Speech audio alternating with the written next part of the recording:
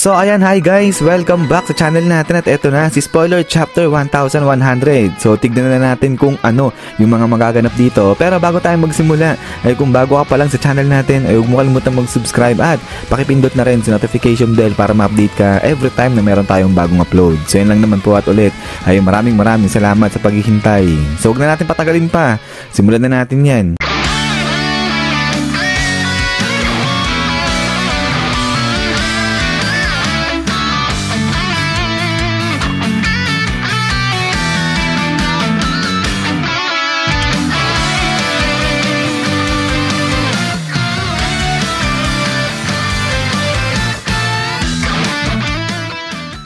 At so dito nga yan magsisimula kay Saturn dahil pinilit niya itong si Kuma na maging miyembro dyan nga sa 7 Warlords at maging cyborg nang walang memories.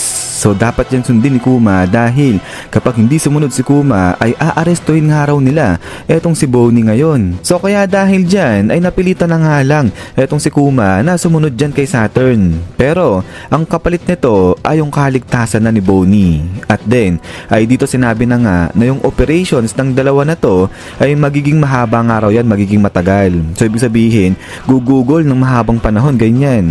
At then, etong operations na to ay dito nga yan gagawin sa may Egghead Island under supervision naman neto ni Kizaru. At so, ayan yung mga conditions sa operation ni Kuma at saka nga ni Bonnie. But then, ay after nga ng operations na to, ay dito na bumalik etong si Bonnie dyan sa may Sorbet Kingdom. At kasabay nito, ay dito na nga rin naging warlord o naging miyembro ng warlords etong si Kuma. At may kita nga raw dito yung ibang reaction ng mga kasama niyang warlord nung inappoint na etong si Kuma kabilang na sa kanila. At sa pagkatapos nito ay may kita na etong si Kuma ay nagpadala siya ng sulat ng pasasalamat para nga dito kay Bonnie. At ang sabi nga dito na itong title ng chapter na to ay may kinalaman o related dyan sa sulat na pinadala ni Kuma.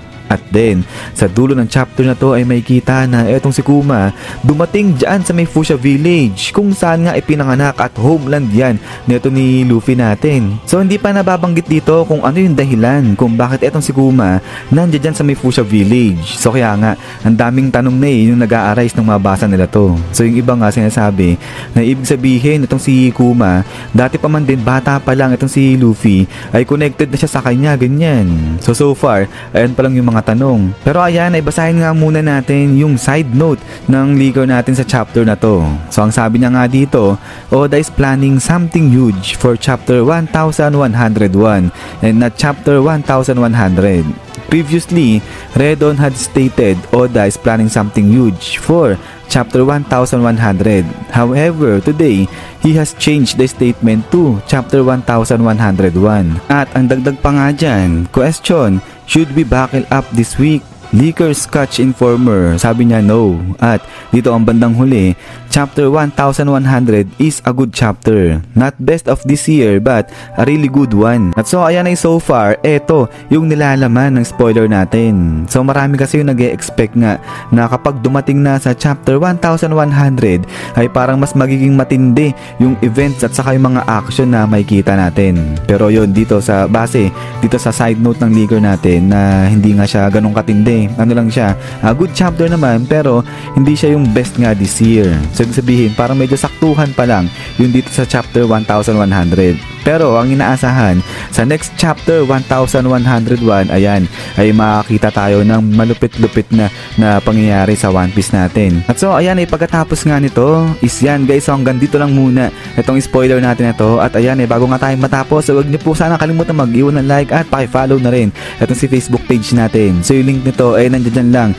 sa may comment section natin sa baba. At yun pala ay kapag lumabas na yung ibang mga updates at info para dito kay chapter 1100 ay ipe-present ko na lang kagad sa inyo yan guys. So yun lang naman at ulit ay lagi mag-ingat. God bless nyo lahat at kita-kits tayo ulit.